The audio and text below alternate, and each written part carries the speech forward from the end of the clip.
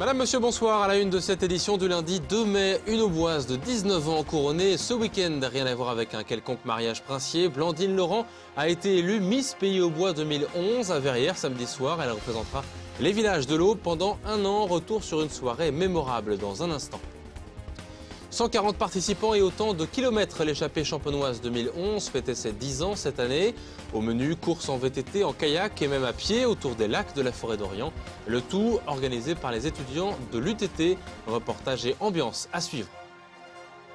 Premier jour de rentrée scolaire pour les Aubois après les vacances de Pâques. À l'école Berniol de Sainte-Savine, séance de graphe ce matin pour les primaires. Cet art urbain veut changer d'image. Paris réussi, vous le verrez. On ira dans la cour de récré à la fin de ce journal. Avant de développer ces titres, retour sur l'inquiétante fin de saison des footballeurs troyens. Vendredi soir au stade de l'Aube, l'Estac a perdu contre Nîmes, pourtant premier relégable, par 3-1. Le match avait pourtant bien démarré à l'avantage de l'Estac grâce à un but de Mounir Obadi, vous le voyez à la 18e minute, bien servi par Psaume. Puis Nîmes a su profiter de la baisse de régime des hommes de Jean-Marc Furlan avec un pénalty 20 minutes plus tard. Les deux autres buts nîmois ont été inscrits par les Gardois donc à la 66e minute et 85e minute. Résultat, l'Estac est désormais en bas de tableau avec 40 points à la 16e position. Écoutez la réaction du coach troyen Jean-Marc Furlan après match. C'est dur. C'est dur par rapport à cette fin de saison où c'est vrai qu'il faut du caractère. C'est un championnat, on le voit, très ouvert puisqu'il y a des résultats. Il y a des résultats surprenants, beaucoup d'équipes ont gagné à l'extérieur. Et donc voilà, ce que j'avais évalué en début de saison, sur le long terme, sur 38 matchs, ça se produit. Et la 34e journée se déroulera vendredi au Havre. Les joueurs troyens n'ont plus le droit à l'erreur d'ici la fin du championnat. Il reste encore 5 journées. Notez que mercredi à 19 h, c'est Benjamin Psaume, attaquant de l'Estac, qui sera l'invité de Club Estac sur Canal 32. Il aura l'occasion de s'exprimer sur cette mauvaise série. Et quant aux jeunes Troyens qui disputaient ce week-end de la demi-finale de la Coupe Gambardella, la Coupe de France de football junior, ils se sont eux aussi inclinés hier en Gironde. Les Troyens ont perdu par 4-1 face à l'équipe des Verts de Saint-Étienne. En bref, à Villechétif, près de Saint-Parot-Tertre, des dizaines de caravanes de gens du voyage étaient en cours d'installation sur le stade cet après-midi. Mais cette année, le maire de la commune a décidé de mettre le holà. La gendarmerie et les services de la préfecture se sont rendus sur place. On y revient demain soir. Voilà qui va sans doute remettre le dossier de l'aire d'accueil de ces populations sur le bureau du nouveau préfet. Au lendemain du mariage princier en Angleterre, une Auboise a revêtu elle aussi une couronne, celle de Miss Pays Aubois. La lauréate 2011 s'appelle Blandine Laurent. Elle est âgée de 19 ans et succède à Indira Kosevic. L'élection s'est déroulée samedi soir à Verrières. Le résultat a été dévoilé par l'actuelle Miss Champagne-Ardenne, Kelly Renson, au terme d'une soirée torride qu'a suivi de près pour nous Cyril Tavernet. Le jury, le public a décidé que notre Miss Pays Aubois 2011 sera la candidate numéro 7 Blandine Laurent.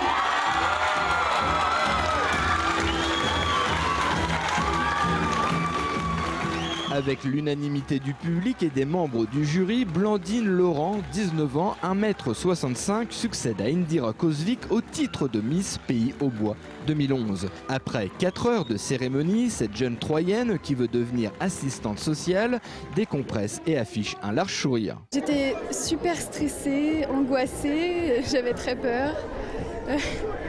Et c'est vraiment magnifique. C'est une magnifique soirée. En fait, je réalise pas vraiment pour l'instant. Ce sera peut-être demain, je sais pas. Mais je suis très contente de la soirée. Sa mère ainsi que son petit ami Grégory ont assisté à son couronnement. Ils sont heureux et fiers. Je suis ravie, hein. Je suis heureuse, hein. Très heureuse. Je suis fière de ma fille. Elle est belle. Elle est superbe. Très content, oui, au premier abord, très content pour elle surtout, vu que ça fait plusieurs années qu'elle attend ce titre. Donc super content. Ouais. 300 personnes ont succombé au charme de ces 12 Miss, de leur passage tant attendu en maillot de bain jusqu'au défilé avec une robe de soirée. L'ambiance était électrique.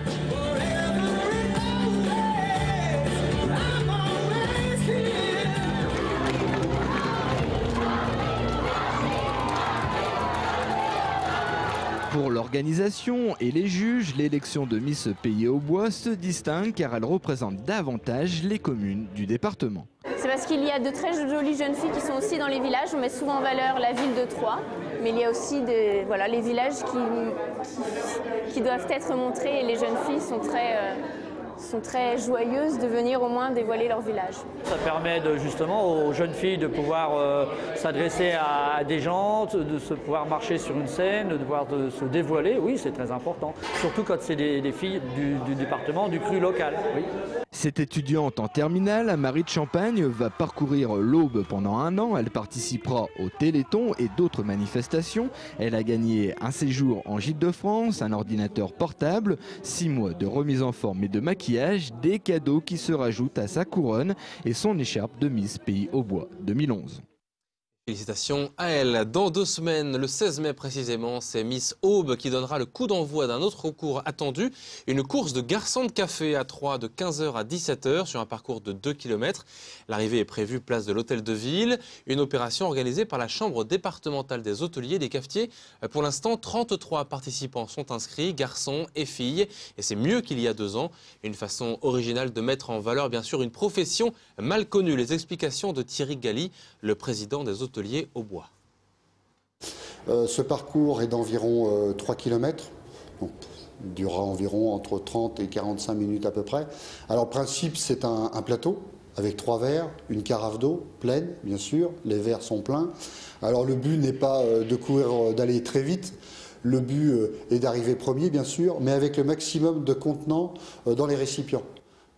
Tout participant qui arrivera avec les verres vides, le premier, mais des verres vides et une carafe vide, sera forcément, pas éliminé, mais perdra des points par rapport au temps qu'il aura pu gagner. Enfin, cette manifestation est dans un but avant tout de montrer le travail de nos employés, de nos serveurs et serveuses, mais en même temps de faire pareil notre profession. Voilà, interview signée Adrien Pulby. Pour s'inscrire, contactez la chambre hôtelière au 03 25 80 31 12. Une autre course plus sportive, celle-là, ou peut-être plus endurante, la 10e édition du Raid Nature l'échappée champenoise. Elle était organisée ce week-end par les étudiants de l'UTT, ceux de première année. Cette édition en 2011 a rassemblé 150 participants cette année pour effectuer 140 km sur 2 jours, en VTT, kayak et même à pied. Une belle expérience également pour les organisateurs, étudiants en première année donc. Ambiance au pas de course avec Cyril Tavernet. 2, 1, partez!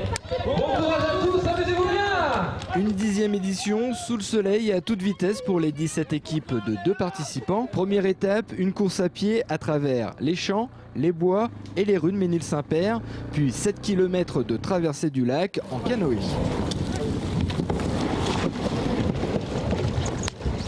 Et pour finir, 3e étape, VTT et course d'orientation, le tout 140 km en 2 jours. Nous, on fait ça aussi pour promouvoir le parc naturel de la forêt d'Orient, de façon à faire connaître à nos participants ce magnifique patrimoine qu'on a autour de nous dans l'Aube, que pas forcément beaucoup de monde connaissent. Tous ces participants recherchent la même chose, l'association du sport et de la nature. Les deux vont ensemble pour moi, le sportif c'est avec la nature, donc c'est une communion entre les deux, donc ça qui est vraiment intéressant.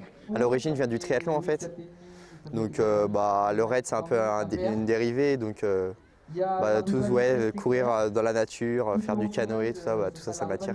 C'est découvrir des paysages et des endroits qu'on ne connaît pas, la nature et évidemment le goût de l'effort qui est forcément quand on fait des raids, on ne peut pas y échapper. Après une trentaine de minutes à la force des bras, les premières équipes ont fini la traversée du lac, mais rien ne les arrête. C'est long le canoë, c'est mieux en rivière. Qu'est-ce qui a été difficile ? Non, c'est monotone, c'est tout. Mais sinon c'est bien, ça va. Qu'est-ce que ça donne alors le canoë ? C'est pas mal, il faut tirer un peu sur les bras. Bon après avec le beau temps, c'est sûr que c'est bien agréable. Vous êtes là, les cartes, suivez les chemins, les balises sont sur le chemin. Okay. C'est parti pour 42 bornes.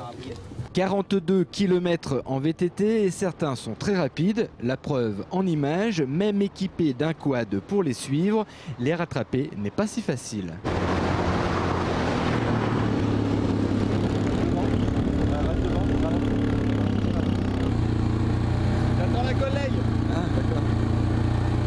Les amis, il faut aller tout droit.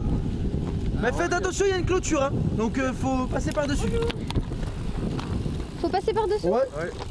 Par-dessus la clôture. Et faut aller tout droit. Comment? Ça va jusqu'à présent ou quoi? Nickel. C'est top. Ça m'empêche.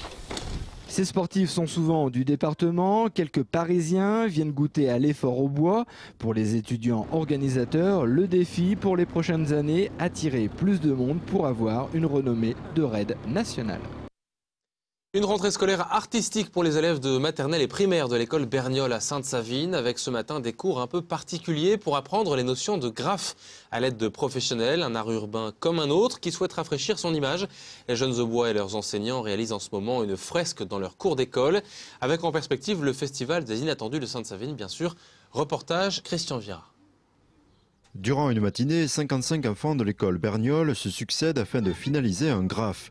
N'ayant pas assez de force pour utiliser les bombes, ils ont recours au rouleau ou au pinceau, ce qui ne dérange pas les deux graffeurs de l'association est fait exprès. Le graffiti, c'est véritablement l'art de laisser une empreinte sur un mur. Je pense, moi c'est comme ça que je le considère. Après, c'est vrai qu'on familiarise le graffiti avec l'utilisation de la bombe. Du graphe donc à partir de pochoirs. Ceux-ci ont la particularité de représenter les silhouettes des élèves qui vont se fondre dans la ville de Sainte-Savine. Les usines de Sainte-Savine avec les cheminées. Ensuite, on a la maison pour tous. En appuyant doucement, d'accord. Et moi, je vais tenir le... Puis l'église avec sa fontaine vers le rond-point. Et ensuite, on a des maisons d'habitation.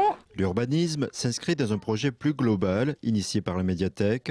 Celle-ci complète des lectures de livres par de multiples actions, d'où le nom de cette opération menée depuis la rentrée scolaire, Voyage en littérature. Oui, un voyage aussi autour de la ville, puisque les institutrices ont parcouru Sainte-Savine avec les enfants, avec les appareils photo, ou en partant également des albums qu'on leur avait lus. Et là, c'est vraiment l'aboutissement aussi d'un projet. On fait avec des adultes, avec de vrais artistes, donc ça prend tout de suite une autre dimension. Des artistes graffeurs ravis de participer à ce type de projet. Faire autre chose que de peindre dans des terrains et puis un peu vouloir partager ça, parce que au final c'est un art et c'est pas que faire des tags dans la rue. Et je pense que c'est ça, envie un peu de montrer une autre image. Puis ça passe par les enfants, ça les amuse et puis voilà. Le graffiti a un côté éphémère qu'on adore, c'est pas le problème. Mais l'idée de faire ces projets-là, c'est qu'on puisse aussi laisser une trace. De faire ça aussi en public, parce que c'est quelque chose qu'on apprécie beaucoup, nous, être dans une interaction entre les personnes qui nous regardent, qui se demandent un peu comment tout ça se passe, et puis qui découvrent en fait au fur et à mesure que ce qu'on fait, c'est pas du vandalisme en fait, et que ça peut dépasser largement le simple esprit de laisser son nom partout. Notre nom, on le mettra en bas à droite à côté de celui des enfants. En tout, 4 écoles de Sainte-Savine ont participé à ce projet. Les graffeurs proposeront d'autres démonstrations fin mai à l'occasion des Inattendus de Sainte-Savine et du Roule à 3. Et c'est la fin de cette édition. Dans un instant, la couleur du temps pour demain avec Sandra Durupt. Ce sera couvert le matin, dégagé dans l'après-midi. Passez une très belle soirée. À demain.